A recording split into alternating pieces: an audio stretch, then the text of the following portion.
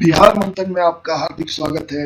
राजधानी पटना में गुरुवार को सदाकत आश्रम में पत्रकारों से बातचीत के दौरान बिहार कांग्रेस प्रभारी शक्ति सिंह गोहिल ने कहा कि महागठबंधन में चेहरे का ऐलान बहुत जल्द होगा। गोहिल ने बताया, महागठबंधन में न समन्वय को लेकर कोई दिक्कत है व न ही सीटों को लेकर। गोहिल ने कहा कि कांग्रेस परंपरागत चुनाव चाहती है, चुनाव आयोग वोटरों की सुरक्षा सुनिश्चित करे।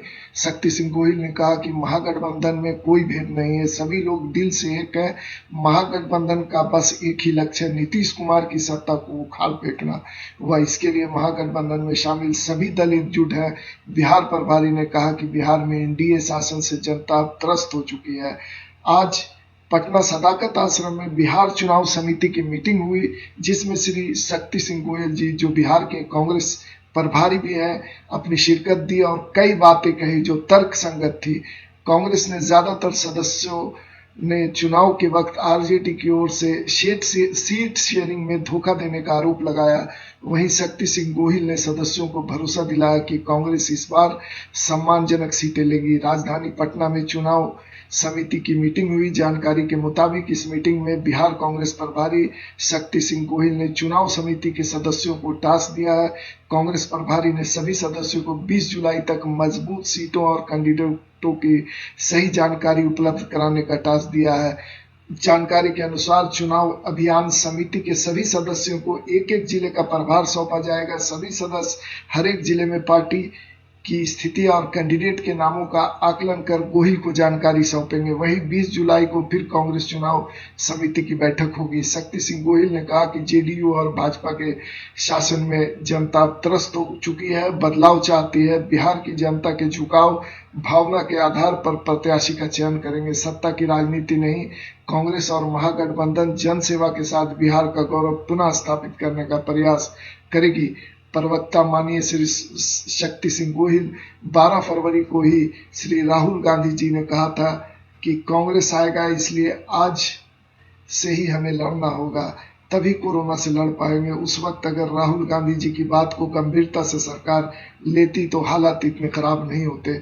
सुने श्री शक्ति सिंह गोहिल जी पटना के सदाकत आश्रम में प्रेस कॉन्फ्रेंस में क्या कह रहे हैं, गौर से सुने।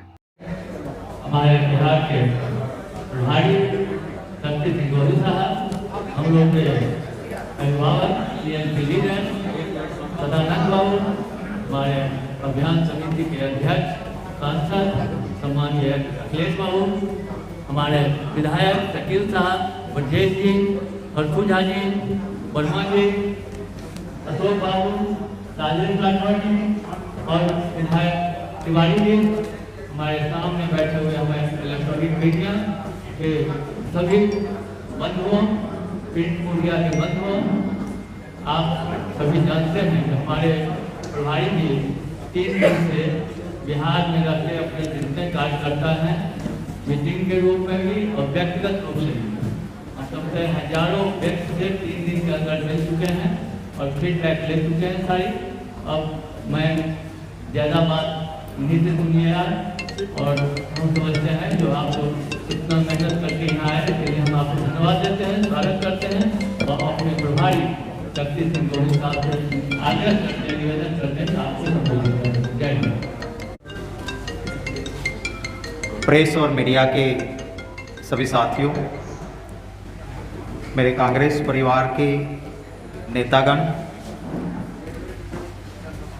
लंबे अरसे के बाद आप सबका साक्षात्कार हुआ है। सबसे पहले मैं आप सभी का मेरी इस प्रेस कॉन्फ्रेंस में पधारने के लिए दिल से स्वागत करता हूँ। जो चाइना की बॉर्डर पे हालत बने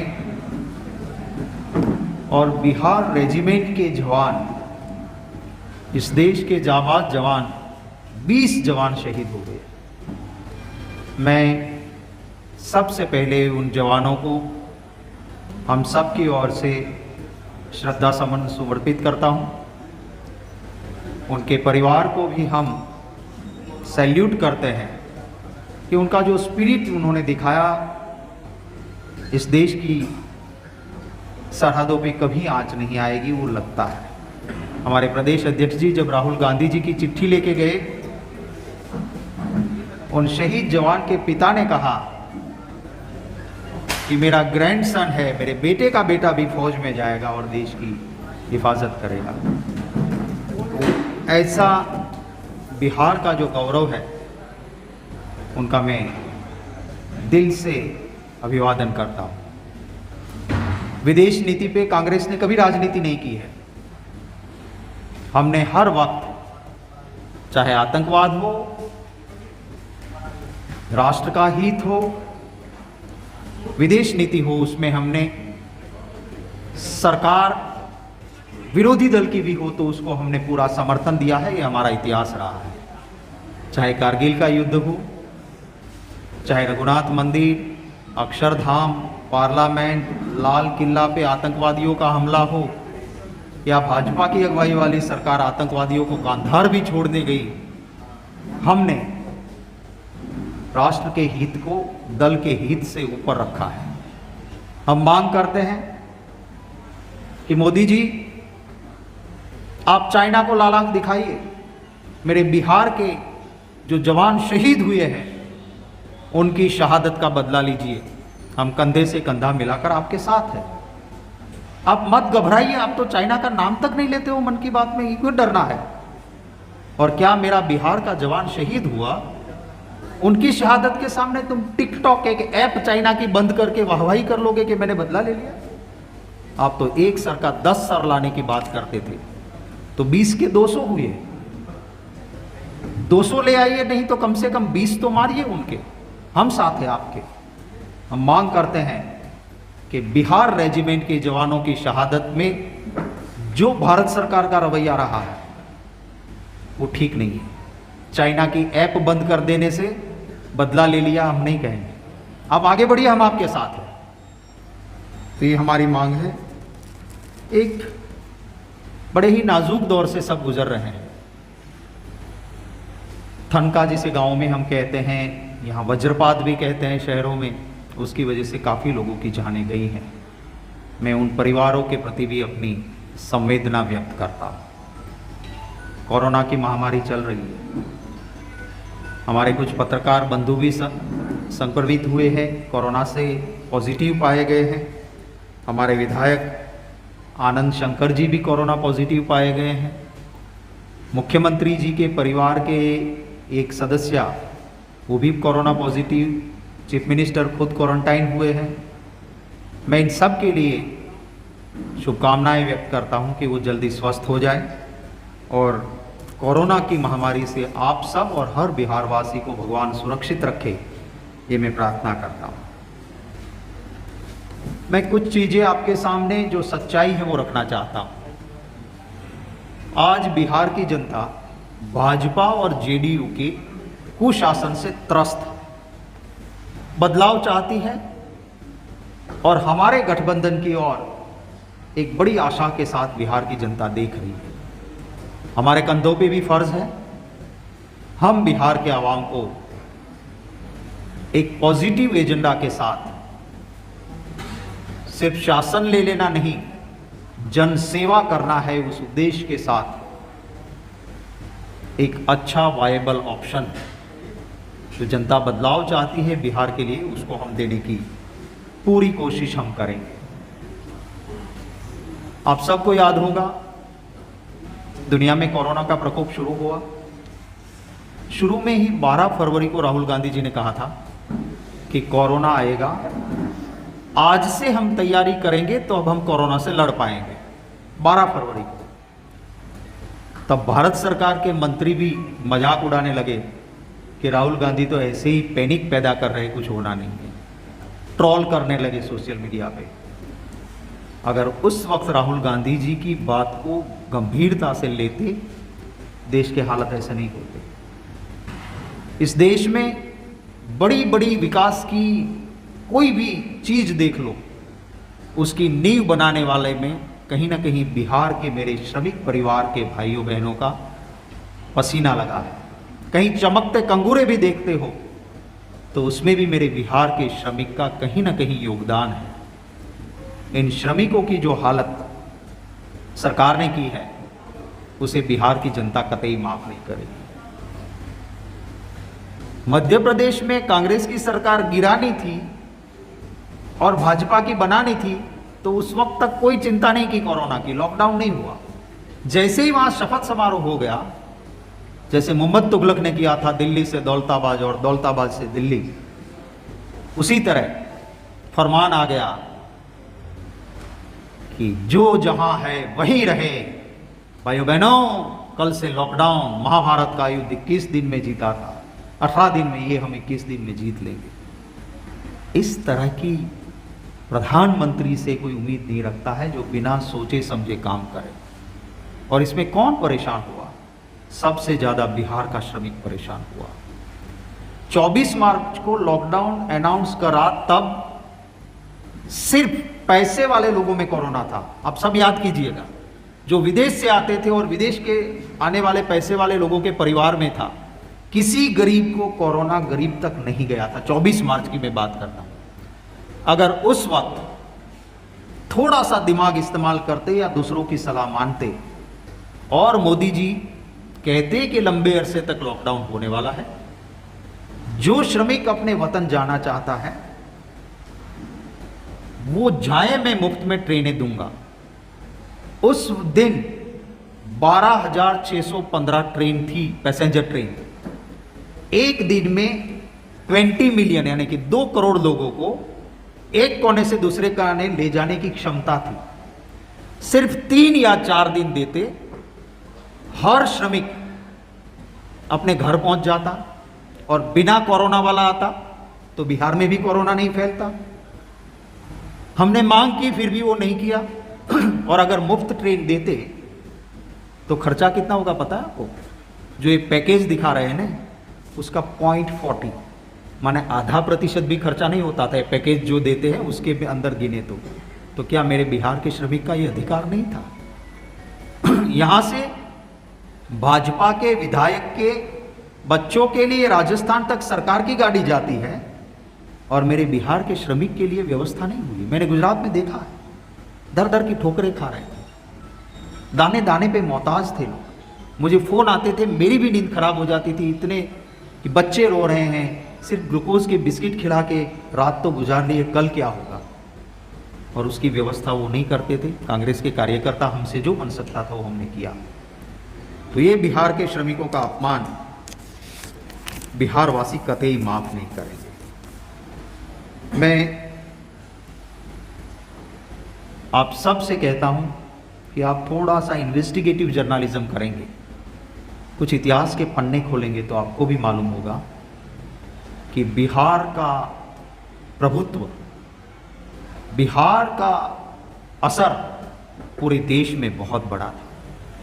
हॉर्टिकल्चर यानी कि बागबानी खेती में इस देश में 50% का हिस्सा बिहार का था।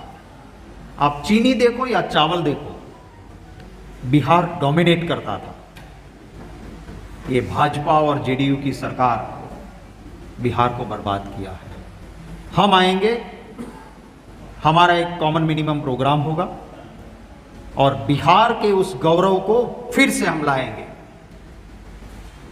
कमाई, दवाई, पढ़ाई, उसके लिए स्लोगन तो बहुत मोदी जी सुनाते हैं। मधुबनी के पेंटिंग के डॉलर और पाउंड की बात करते थे, नेपाल का पानी रोक देने की बात करते थे। बर्बाद हो गया किसान, युवा रोजगार मांगे तो लाठी मिलती है, और मेरा कोई शिक्षक भाई सैलरी नहीं मिलती है लंबे अरसे तक, वो कहता है मैं आत्महत्या कर लूँगा, और कलेक्टर की कोठी से 100 मीटर पे दूरी पे वो अपना गला काट देता है बिहार में। उन शिक्षक के आंसू इनको नहीं दिखाई देते। इन सब बातों का लिए हम जरूर काम करेंगे। लाइक माइंडेड पार्टीज को, विचारधारा की जिसमें समानता है, उनको हम साथ लेके चुनाव लड़ेंगे। और मेरे साथियों के साथ मेरी लगातार बात होती रहती है। आप सबको बता दूं कि हमारे गठबंधन में, वो कहते हैं ना पंजाबी में, सब चंगासी, सब सलामत है।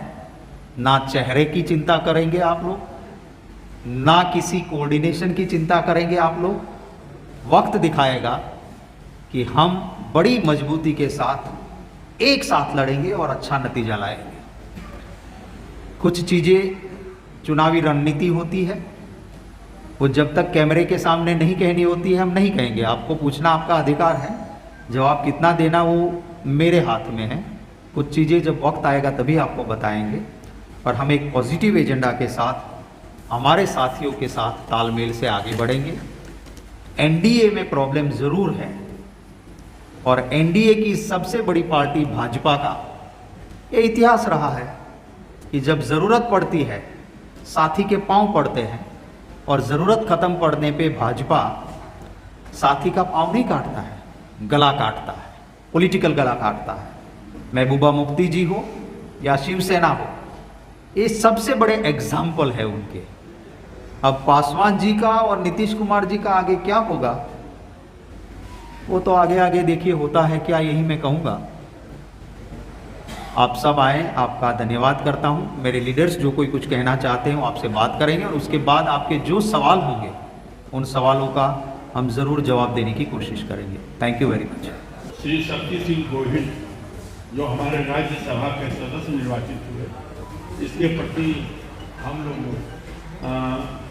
हर्ष तो व्यक्त करते ही हैं, साथ ही साथ हम लोगों की अपेक्षाएं हैं कि शक्ति सिंह जी शक्ति के साथ देश की राजनीति में बिहार को आगे बढ़ाने में बहुत शक्तिशाली होंगे, यही हम लोगों की मंगल कामना। Thank you. आपके कहती है कि बिहार में जनता भाजपा जेडीयू से उब चुकी है, वो चाहती है बदलाव, और सही वक्त पे चुनाव जरूर होना चाहिए, और चुनाव में जनता के आशीर्वाद के साथ हमारी सरकार बनेगी। पर हम ये भी ज़रूर कहते हैं कि वोटर जो है, हम ये नहीं चाहते कि हमको जल्दी शासन में आना है, मतदाता का जो हो सो हो। चुनाव कमीशन जो कि एक इंडिपेंडेंट एजेंसी है वो इनका आंकलन करे। कोरोना का प्रकोप है, एक भी मतदाता की जान पे खतरा नहीं होना चाहिए, चुनाव में कहीं फर्जीपन नहीं आना चाहिए। Free fair and fearless election, ये चुनाव कमीशन की जिम्मेवारी है। आप कोई ऐसा हथकंडा भी चुनाव कमीशन करने की कोशिश नहीं करेगा जो संविधान के खिलाफ हो। संविधान कहता है सीक्रेसी ऑफ वोट, गोपनीयता, माने वोट किसको दिया है वो किसी को पता नहीं चलना चाहिए। अब आप बैलेट दे दोगे 65 साल के ऊपर का, और उसी नुक्कड़ का गुंडा आके कहेगा कि मुझे वोट दिखा के ही बैलेट में डालो, पोस्टल बैलेट कर दोगे, तो ऐसा फर्जी चुनाव नहीं चाहते हैं। फ्री फेयर एंड फियरलेस चुनाव। सिर्फ भाजपा पैसे से वर्चुअल रैली कर ले और हम लोगों के बीच में हमारा संदेश देने के लिए ना पहुंचे, भाजपा पैसे से पूरा लाइव स्पीच करवा ले अपने टीवी चैनलों पे, और दूसरी पार्टी क्योंकि उनके पास भ्रष्टाचार के इतने पैसे नहीं हैं, वो अपना संदेश वोटर तक ना पहुंचा पाए, ऐसे चुनाव नहीं होना चाहिए। चुनाव कमीशन एक संवैधानिक संस्था है, उनके जिम्मे बहुत बड़ा दायित्व है, और दुनिया की बड़ी लोकशाही हमारे देश की है। दुनिया में इसके ऊपर कहीं किरकिरी ना हो, इसके ऊपर उंगली ना उठे, वो देखना चुनाव कमीशन का फर्ज है। हो रही है, अगर इन परिस्थितियों में बिहार में विधानसभा के चुनाव होने हैं तो जाहिर है प्रचार का तरीका अलग होगा, लोगों से संवाद का तरीका अलग होगा। ऐसे में वर्चुअल रैली के अलावा कौन सी व्यवस्था है, क्योंकि राजनीतिक दलों को तो सोशल मीडिया पर निर्भर रहना है और तकनीक के जो दूसरे साधन हैं उन पर निर्भर रहना है। देखिए, ये चुनाव कमीशन का जिम्मा है equal opportunity to all the political parties, equal opportunity to all the candidates. ये उनकी फर्ज में आता है, रिस्पॉन्सिबिलिटी है, जिम्मेवारी है। अब आप ऐसा नहीं कर सकते हो कि भाजपा के पास पैसे है तो वो जो ठीक पड़े वो करते रहें, और दूसरी पार्टी के पास पैसे नहीं है तो वो नहीं। हम कहते हैं कि हमारा जो ट्रेडिशनल है, अब वोटर की सलामती भी देखिए, इलेक्शन कमीशन ग्राउंड है, उसे कम कैपेसिटी में लोगों को इकट्ठा कीजिए, सैनिटाइजर दीजिए, मास्क दीजिए, सोशल डिस्टेंस करवाइए, और ग्राउंड की कैपेसिटी से कम में परमिशन दीजिए।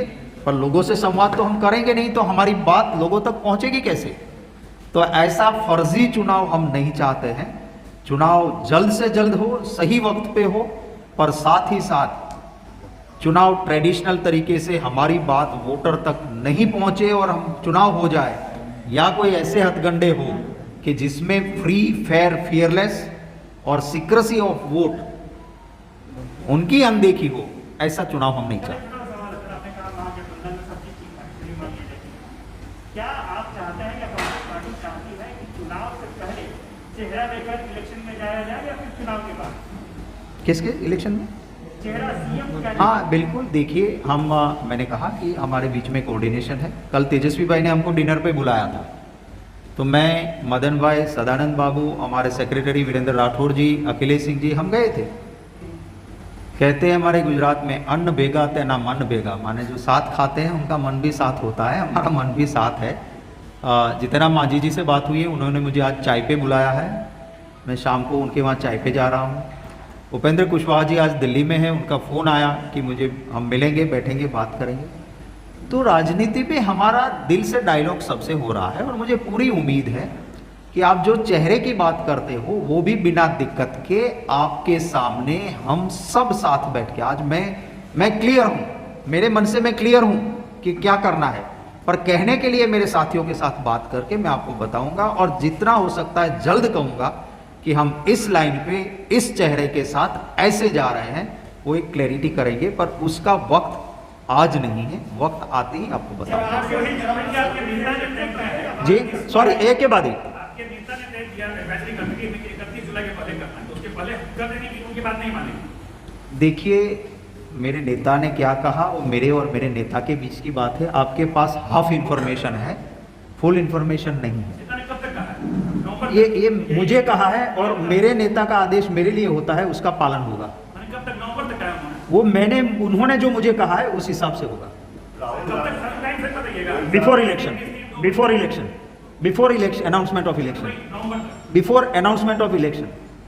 गोयल साहब, राहुल गांधी ने गांधी मैदान की रैली में कहा था कि 2019 का चुनाव बिहार में तेजस्वी के नेतृत्व में लड़ा जाएगा और 2030 का चुनाव तेजस्वी के नेतृत्व में लड़ा जाएगा। तो फिर क्या राहुल गांधी का जो ये बात है, ये फिर इसमें अलग क्यों हो रहा है? कुछ अलग नहीं हो रहा है, मैंने कहा ना, सही वक्त का इंतजार होगा, सही वक्त पे सही बातें सब होगी, कोई इसमें दो राय नहीं है और इसको लेके ना झगड़ा था हमारे मन में, ना है और ना रहेगा। सॉरी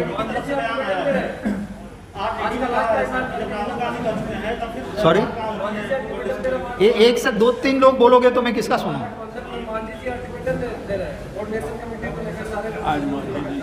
मैं शाम को मांझी जी से मिल रहा हूँ ना, मैंने कहा, उन्होंने खुद मुझे चाय पे बुलाया है। तो मन में जब बहुत पार्टीज होती है तो आप क्यों ना, आप चिंता कीजिए चिराग पासवान जी का क्या होगा। चिराग पासवान जी पिछड़ों की राजनीति करते हैं, रिजर्वेशन की राजनीति करते हैं और जिसके साथ बैठे हैं वो सरकार चुप है। जब सुप्रीम कोर्ट ने कह दिया कि रिजर्वेशन मौलिक अधिकार नहीं है और मोदी जी चुप है, तो SC, ST, OBC उनके रिजर्वेशन के खिलाफ जब टिप्पणी होती है और मोदी जी मौन रह के उनको समर्थन करते हैं, तो चिराग पासवान जी क्यों चुप है? बोले उनसे, वो एनडीए में देखे क्या होता है। उनकी राजनीति खत्म करने पे एनडीए तुली है। सॉरी कौन?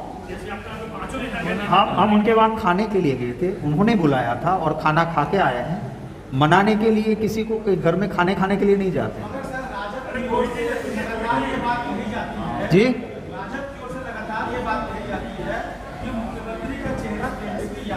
क्यों नहीं होंगे, वो क्यों नहीं कहेंगे भैया? अपनी पार्टी में हम भी कहते थे कि प्राइम मिनिस्टर का चेहरा राहुल गांधी जी है, कांग्रेस का कहती थी, कांग्रेस का फीलिंग था।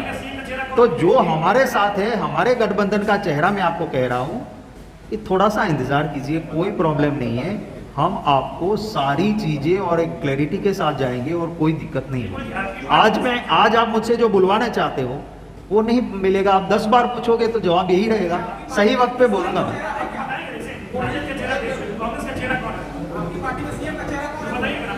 भैया हमारी पार्टी में कभी कहीं पर भी एक्सेप्शन देख लो, स्टेट के इलेक्शन, हाँ नेशनल इलेक्शन में मनमोहन सिंह जी का चेहरे के साथ लड़े थे हम, 2009 में सोनिया गांधी जी के चेहरे के साथ लड़े थे, फिर उन्होंने कहा मनमोहन सिंह जी। लास्ट वाला चुनाव हम राहुल गांधी जी के, हमारे स्टेट में मध्य प्रदेश हो, राजस्थान हो, गुजरात हो, रेयर केस है, पंजाब में हमने ज़रूर कहा था जहाँ था, ज़्यादातर हम कभी टीम के साथ, पार्टी की आइडियोलॉजी के साथ जाते हैं। छोड़ दो ना भैया, अभी अखिलेश छोड़ दो, थोड़ी देर बात करो।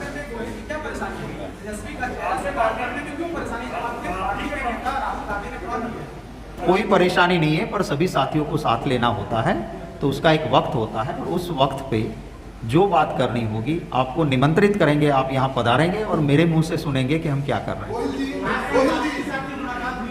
किससे? होगी, आज शाम को होगी। एक सवाल है, आरजेडी के साथ आपका गठजोड़ है, आरजेडी के बड़े नेता है शिलांग तिवारी, उन्होंने भारत चाइना के बीच जो तनाव है उस पर बड़ा बयान दिया है और कहा है कि नेहरू जी इस सबके रूप में। देखिए, इतिहास इस बात का गवाह है कि विदेश नीति में जितना कांग्रेस ने और नेहरू जी ने काम किया है वो ऐसा किसी ने नहीं किया है। अब ये देश में किसी कोने में कौन क्या बोलता है, उसका जब तक मेरे पास पूरा डिटेल ना हो, किस संदर्भ में कहा है, इसके ऊपर कोई भी टिप्पणी करना। हाँ, ज़रूर इंदिरा जी थी, लद्दाख में गए, पाकिस्तान के 2 टुकड़े करके आई थी। वाजपेयी जी ने भी इंदिरा जी को दुर्गा का अवतार कहा था। ये कांग्रेस के प्रधानमंत्री रहे, और आज मोदी जी चाइना पे जो चल रहा है उसके ऊपर कुछ भी नहीं कर रहे हैं, इस बात का दर्द है।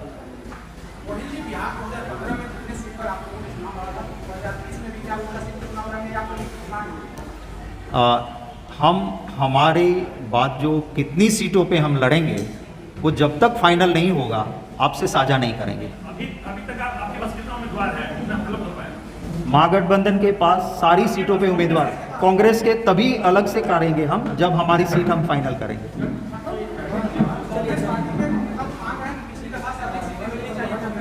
सबको मांगने का अधिकार है, सभी कार्यकर्ता, हमारे वहाँ इंटरनल डेमोक्रेसी है। हमारे वहाँ मोदी जी जैसा नहीं है कि हरेन पंड्या उसका मंत्री था, उसने आवाज उठाई तो उसका मर्डर हो गया। कांग्रेस में इंटरनल डेमोक्रेसी है, तो इंटरनल डेमोक्रेसी में सब अपनी बात करते हैं, उसमें दिक्कत क्या है?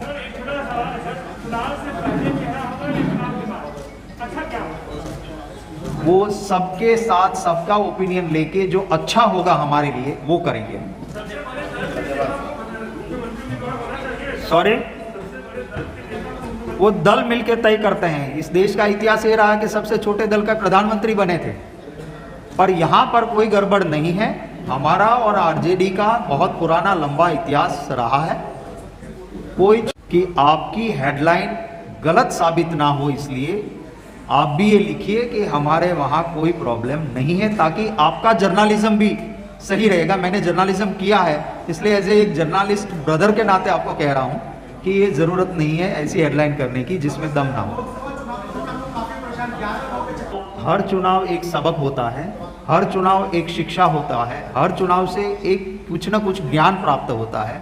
लोकसभा चुनाव में हमें ये भी ज्ञान प्राप्त हुआ है कि हमारी स्ट्रेंथ क्या है, हमें ये भी ज्ञान प्राप्त हुआ है कि हमारी कमज़ोरी क्या है और हम गलत कहाँ थे, हमारी चूक कहाँ हुई थी।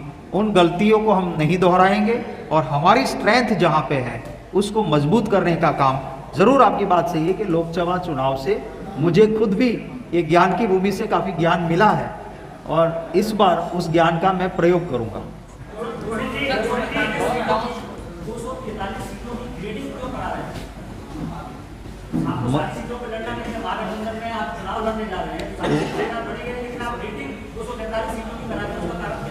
कुछ कारण होगा तभी कराता हूँगा ना, कुछ कारण के बिना तो मैं एक्सरसाइज नहीं कराऊंगा, कुछ तो कारण होगा, उस कारण की वजह से।